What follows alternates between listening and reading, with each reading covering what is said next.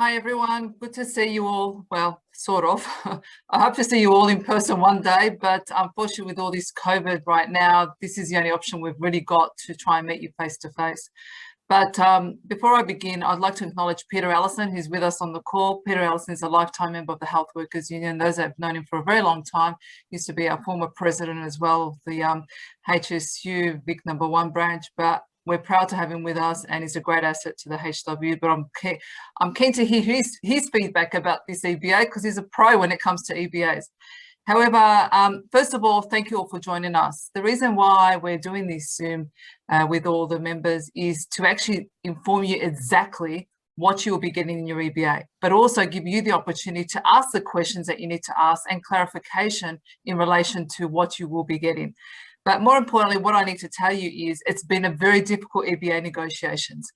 Unfortunately, back in 2015 and 16, it was a lot easier to negotiate. Today, it's been extremely difficult because they keep complaining they have no money in the budget. The actual policy that the government had put was 2% as a maximum that they would give anybody when it comes to EBA negotiations. It doesn't matter which union you are. However, this year it went down to 1.5%. However, what I wanted to make clear to you all here is if you're a PSA, you're a kitchen staff and you're a cleaner and you're a security officer and you're transport officers, well, guess what? We've negotiated the best EBA that we could possibly have done. It's been very tough. Thanks to David Eden and Cameron Granger, who've been extremely hard working to try and get that for you. You will see that you're getting a lot more than 2%. However, what I want to do is to pass over to David Eden to actually give you a quick presentation about what your entitlements will be, but at the same time to offer you question time that we will answer. And I've seen some questions already rising up here, but first I'll hand over to David Eden, who will give you a quick presentation. See you soon, everybody. Thanks very much, Diana, and I'll try and get through this presentation as quickly as possible because it's important that you guys have a good opportunity to ask your questions and get them answered. So if you can put the first PowerPoint up. Thank you very much, Jose. If there are any members here from Tweedle, Child and Family Health Service, Darlingford Upper Golden Nursing Home, Indigo North Health, the Queen Elizabeth Centre, Lyndock Living, Redcliffe's Community Aged Care Services, welcome back to the Public Sector EBA. You've been missing for way too long. And we've finally got you back into the fold with this Enterprise Bargaining Agreement. So this Enterprise Bargaining Agreement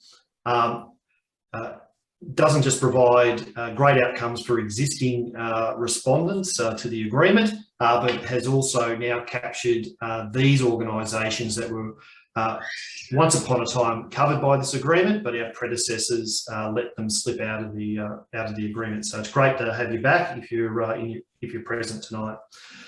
Next slide. So as a union, what we do is probably start the conversation around Enterprise Bargaining Agreement a little bit too far down the track. We're used to using this sort of lingo, I suppose, and our members sometimes look at us as though we're speaking a foreign language. So what I'll do is put it very simply, what's the difference between a modern award and an Enterprise Bargaining Agreement? The modern award is the very bare minimum you can be employed under anywhere in Australia. An Enterprise Bargaining Agreement is like the icing and the decorations and the candles on top. So the modern award, bare bones, whatever we can get on top of that, sweetens the deal, that's your Enterprise Bargaining Agreement. And enterprise bargaining is exactly that, it's bargaining. So whilst we engage with our members, ask them, you know, what's their dream outcome for enterprise bargaining, while we're doing that, the employers are running around as well, putting together their own log of claim. So while we're trying to get you everything, including the birthday candles, the employers are trying to knock you all the way back to the birthday cake. So what ends up happening, it's like selling a car. We always slap a little bit more on it. And through negotiation, at the end of the day, we got what we're really asking for it, not what we were advertising it for. The buyer thinks they got a bargain, and you got exactly what you wanted to get for your vehicle. So enterprise bargaining is a two-way street. Employers serve us with a log, we serve them with a log, we negotiate, and we end up meeting somewhere theoretically in the middle. However, I think on this agreement, we met much further towards the top of the candle than midway through the cake. Next slide, thanks, mate. So the government's wages policy that we had to work in. So as Diana pointed out, it was when we started bargaining 2%. The wages policy now is 1.5%, but the government's wages policy also has other areas that you can claim additional wage uplifts if you can align those wages uplifts to other parts of their policy. And your communication you got out told you what your percentage wage uplift was. It's 2%. That's what the government's policy was, plus Pillar 3. And Pillar 3, we spent a lot of time in Pillar 3. We thought as a union, we're really, really well positioned to maximise additional funds on top of the 2% for our members. So if you go to the next slide, thanks, Jose. So Pillar 3 is essentially where we can align to other governments' policies, and the TAFE system is an excellent example of that. The Victorian State Government want the TAFE system to work. They've invested a lot of money in it. And guess what? We've got a lot of members employed under our agreement that have either a TAFE qualification or want to obtain a TAFE qualification. So we were able to align some of our classification uplifts with supporting the government's TAFE system. There are also particular classification groups that are female dominated, and we're able to present cases where the women in this sector were getting paid less than men doing a similar role with similar types of qualifications, and also where particular classifications haven't had their classifications reviewed or updated or streamlined in a very, very long time. And the PSA's classification really hasn't had an overhaul since around 2000s, where we extended it beyond Monash Health into other hospitals in Victoria. Next slide, thanks, mate. So what did you get out of the enterprise bargaining agreement? The extra week's annual leave. That's a huge outcome for our members. It was high on their wish list, and we got the extra week's annual leave. So if you currently get 4 weeks annual leave, you will get an additional week's annual leave, taking it to 5. If you're already getting 5 weeks annual leave because you're a shift worker or you work weekends, now you get 6 weeks annual leave a year. Now, this one does not come without some trade-offs. As I said, negotiations and bargaining is a two-way street. I'll take you to the next slide and take you through what the trade-off was to get the additional week's annual leave. The additional week's annual leave was to take the same deal as the nurses have had for quite some time, and the medical scientists also entered into 4 years ago in their current agreement. So if you work a public holiday at the moment, you get paid double time and a half. The new agreement, you will receive double time. If you are a full-time employee and are rostered off, you get paid time and a half at the moment. Under the new agreement, you get paid single time. If you are a part-time employee and you ordinarily work that day of the week, so the employer will pore over your rosters for the last 6 months and see if you would normally work a Tuesday that the public holiday fell on. If you're lucky enough to have worked the Tuesday ordinarily, you'll get time and a half. If you are under the new agreement, you'll get your average hours as a part-time employee paid at your usual rate of pay for your rostered day off. And many employers, well, there's fewer and fewer people getting paid any kind of public holiday rostered off benefit anyway, because what the employers are doing is because of Kronos and other rostering systems, they've been manipulating things for a long time, where the full-time staff member might have Monday, Tuesday off, for example, as their rostered day off. The public holiday falls on the Wednesday. They approach you and say, look, things are quiet, it's public holiday, how about you just take the day off? And what happens is you get paid your single time, because it's not a rostered day off, it's an additional day off. And that's happening time and time again. And it's also happening for part-time employees, where the employers are manipulating the rosters to ensure that part-time staff do not ordinarily work that day of the week. So this public holiday entitlement has been dwindling over the years, and we've been able to capitalise on that. So just on the leave loading alone over the life of the agreement, we're looking at around, for PSAs, an additional $2,100 in leave loading over the 4-year period. So that was a fantastic win for our members. I'm going to go to the next slide. Thanks, Jose. Long service leave. Well, you know, we've got an ageing workforce. There are younger people coming in and replacing us. They're not as likely as, you know, a lot of our members have been to work for the same employer for decades and decades. They're more transient, they move around, they move from, you know, industry to industry. So long service leave is a bit of a pipe dream for many of our younger members.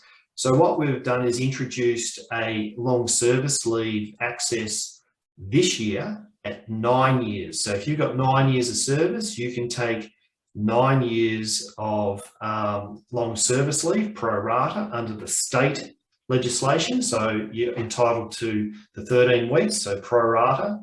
If you next year, you'll be able to access long service leave after 8 years of service. And in the following year, you'll be able to access long service leave at the state rate after 7 years. So people will be able to access, if they want, their long service leave earlier. It will be based on the State Long Service Leave Act. And this is also something that the nurses just achieved in their enterprise bargaining agreement. So this is a massive opportunity for our members to take the leave. I think a lot of them desperately need. Next slide. Well, if there's anyone who's joined us from sorry, just someone else sitting in the waiting room. If there's anybody who's joined us from a Mildura-based hospital, I call this the Mildura clause. Back in 1998, Mildura Hospital was privatised and Ramsay took over administration, and part of that was that employees lost their ADOs. So all these years later, they've come back to the public sector. And guess what? If you're an employee, regardless of whether you work at Mildura Hospital or anywhere else in Victoria, if you're an employee that does 37 hours per week or more, you've got the right to approach your employer and say, I want a system of rostering that provides me with an ADO. The employer cannot unreasonably refuse your right to an ADO. So we even see in Melbourne where contracts are written up at 37.5 hours just to avoid the employer's obligation to give you an ADO. So this is a great opportunity for those part-time employees who are frustratingly working full-time and not getting an ADO. So that's another huge win for our members. And obviously there'll be some additional hours that will go in to make sure that you're entitled to that ADO. Next slide, thanks, mate. Now, we're all sick and tired of the workload issues in hospitals. Employers haven't been replacing leave. The hospitals are just getting larger and larger, and yet they haven't expanded the workforce. We're getting tighter as well. You know, we've got many of our members are burning the candle at both ends. Their mother's at home. They're trying to do their work at work. Some people might even have a couple of different jobs just to pay the mortgage. So what we've introduced is a guidance from WorkSafe Victoria, and the guidance is fatigue management. And WorkSafe were incredibly excited that our union had put their guidance material inside our enterprise bargaining agreement. This makes it a very, very strong clause when it comes to dealing with workload issues at the workplace. So if you raise workplace issues, the employer is going to have policies and procedures in place to ensure that you're not getting fatigued or aren't working fatigued in the workplace. And this guidance is so detailed, it even goes down to, you know, what nap periods have you arranged for your night shift workers so they're not fatigued. So that guidance material, man, this is gold to have in the enterprise bargaining agreement, and I'm pretty sure once the other unions twig that we've got this in our agreement, they'll want it in theirs, in particular the AMA with the doctors who are working ridiculous amounts of hours and basically asleep on their feet. Other issues that can be raised under the fatigue management clause is where you've been given additional responsibilities. So, for example, you've got some PSAs that are doing their Cert 3 at TAFE and they need to do their placement. They come to your hospital and the employer goes, "Oh, yeah, you can go work with, Jimmy for the day. He'll teach you all the ropes." Well, they're going to have to put measures in place to ensure that this doesn't add additional workload to you and fatigue you. Is there an expectation that you're going to be training as well as doing your usual work for the day, the usual number of beds that you're making and all the rest of it? These things have got to be considered when it comes to fatigue management. So this is a really, really important clause, and it will go a long way to addressing a lot of the fatigue issues that our members are facing every day. Go to the next slide. Thanks, Jose. If you are an occupational health and safety representative, please email us at info@hw.org.au or let your organiser know that you're a OH&S representative. You might not be on our system as an occupational health and safety reps, and we like to keep it updated. OH&S reps do get additional information around occupational health and safety guidance from us, so it's important to have them up to date. If you or you have a designated work group that you're working in and there's another health and safety representative, and if none of them have had any training, there's a 5-day introductory course, and they're entitled, the OH&S reps and their deputies are entitled to a 1-day refresher course every year. And for regional members, we recommend Be Safe for training across regional Victoria. And if you're in metropolitan areas, we recommend Victorian Trades Hall Council. They're two of the best training providers for health and safety for our members in Victoria. Next slide. Okay, so what we've also, this idea came about when I was working at St John of God in Ballarat. I was elected as a health and safety rep on my ward. I went off and did my 5-day basic course. I had a real interest in occupational health and safety. And as a result, the health and safety manager approached me at one of the OH&S rep meetings and said, would you like to come and work in our department on a regular basis? So he arranged it with my unit manager. I'd go and work in the OH&S department once a fortnight, and when he went off on leave, I'd cover 1 or 2 of his weeks of leave. Meanwhile, other health and safety reps within the organisation also went over and worked in the health and safety department and covered his leave as well. The idea was he wasn't from the health industry. He didn't have a thorough understanding of everything, every OH&S risk within the hospitals. So while we're over there working with him, he was picking our brain. He was learning about the health industry from us.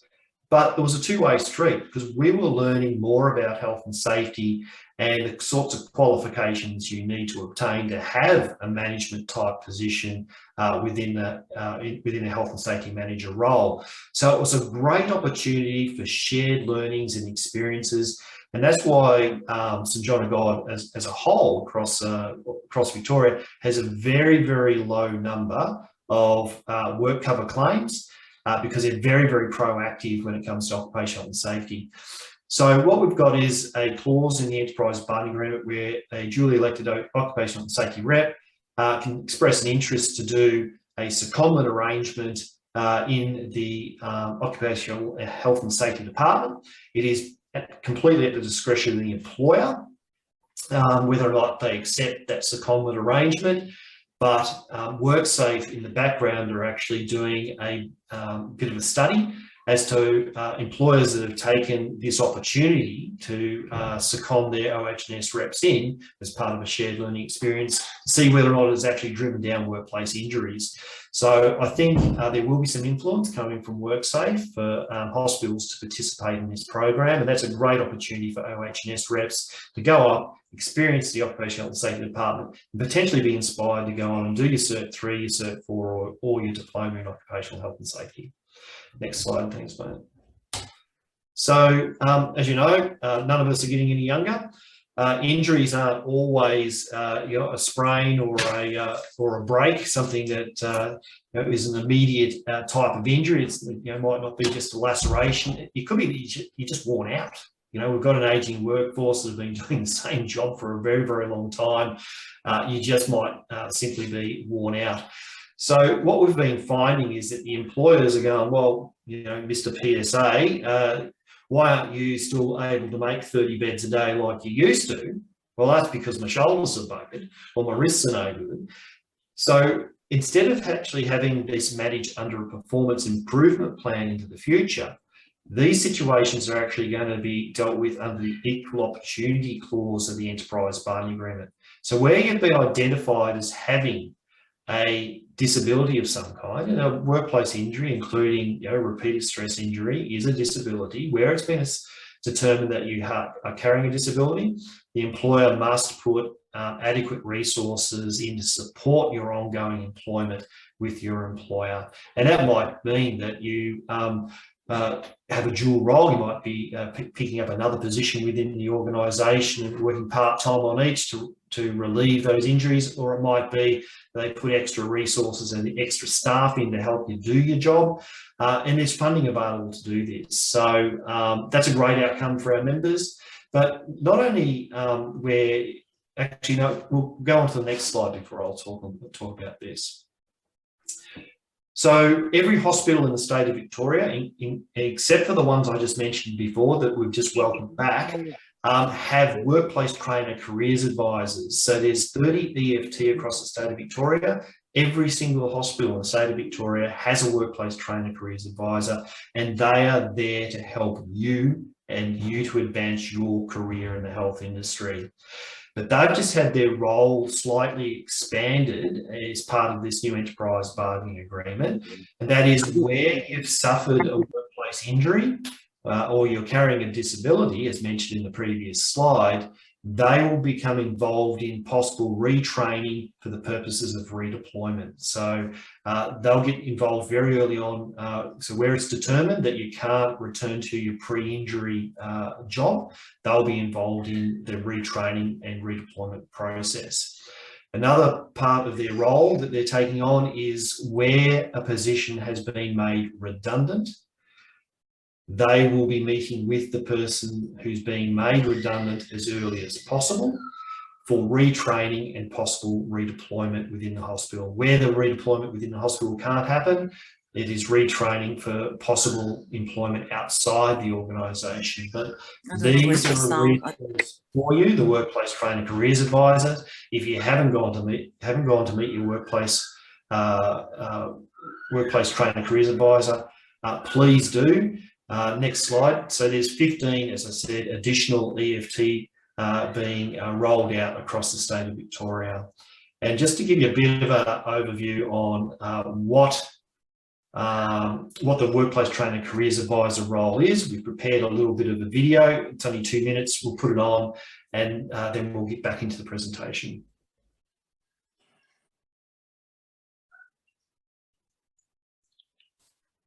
Soundbite.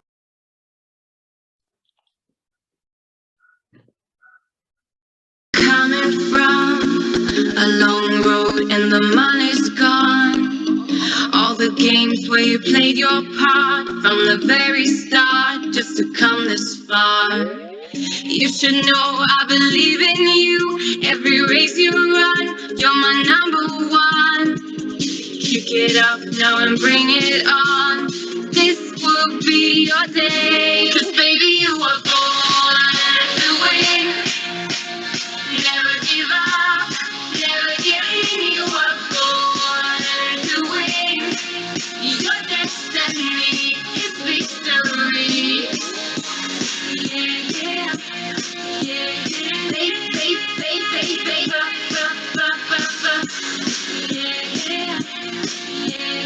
Baby, you were born to win. You set it up and you knock it down. You're all set now to rock this town. You don't really need to play it low. Just get up and go. This is all your show. You should know I believe in you. Every race you run, you're my number one. Kick it up now and bring it on. This will be your day. 'Cause baby, you were born to win. Never give up, never give in. You were born to win. Your destiny is victory.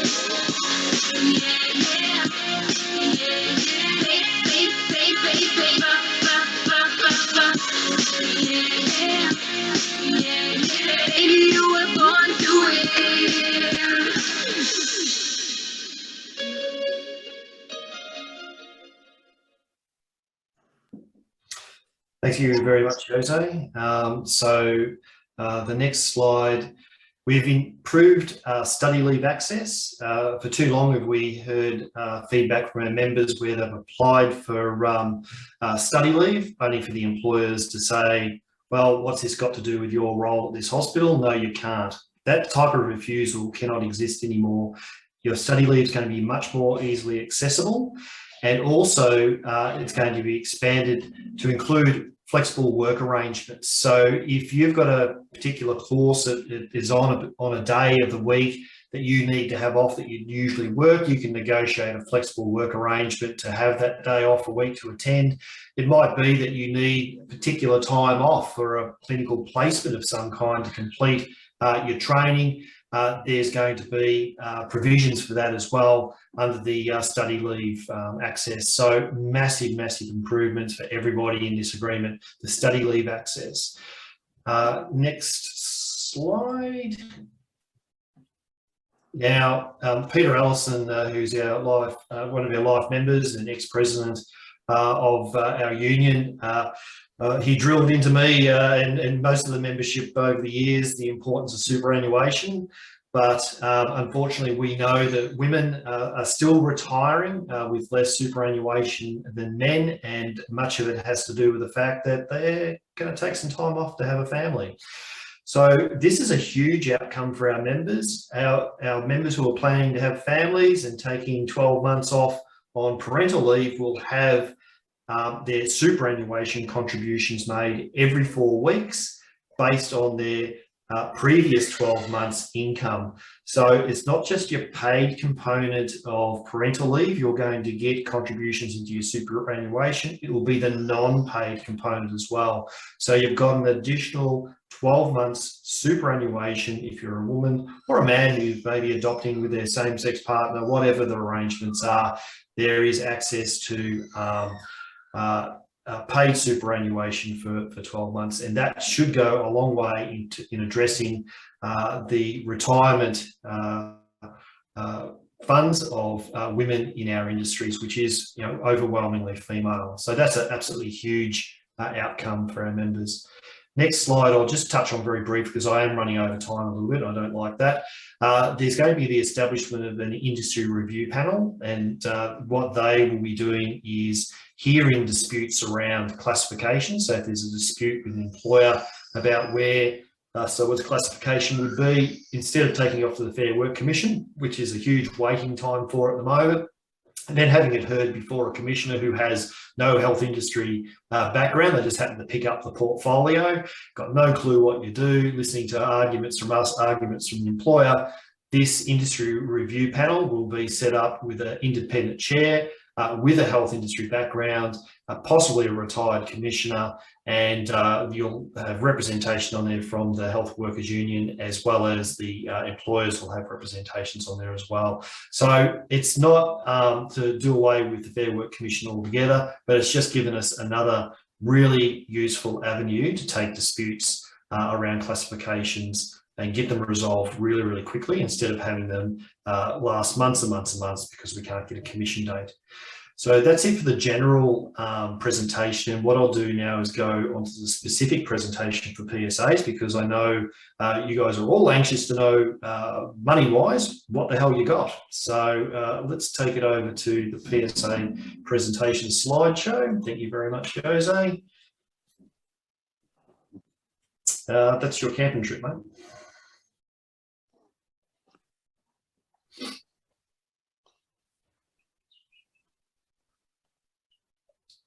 No worries. Want to go to the second slide?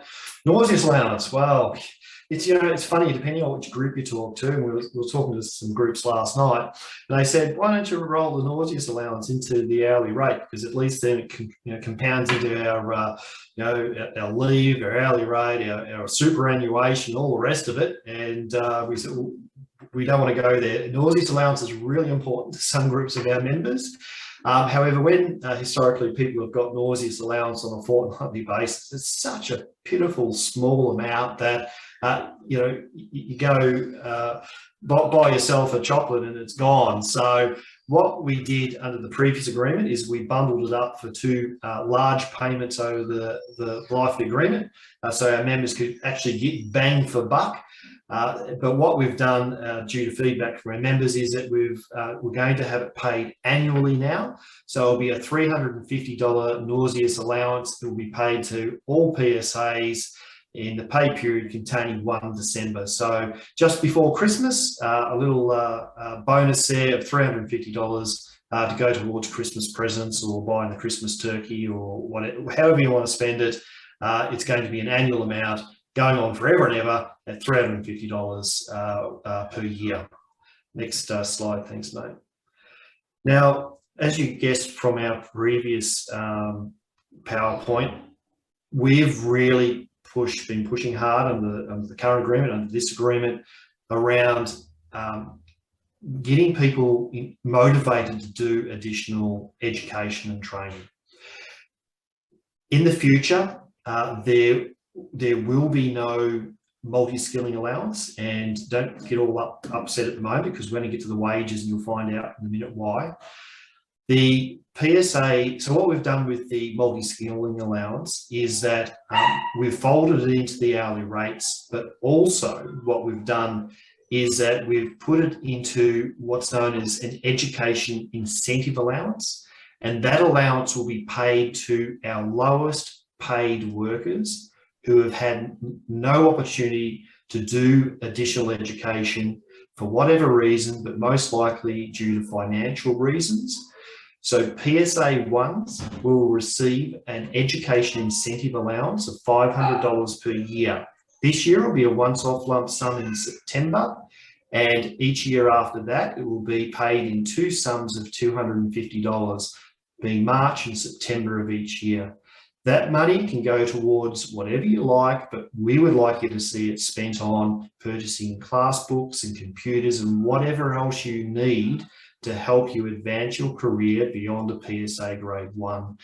So the PSA, the education incentive allowance, let's make this clear, you do not need to be enrolled in a course to get it. You don't have to demonstrate to the employer that you're enrolling or thinking about doing a course. It's an automatic payment. It's there to encourage you. So if one of the hurdles that you're facing about going on and doing further education is that you can't simply afford the books or the computer, this is there to help you.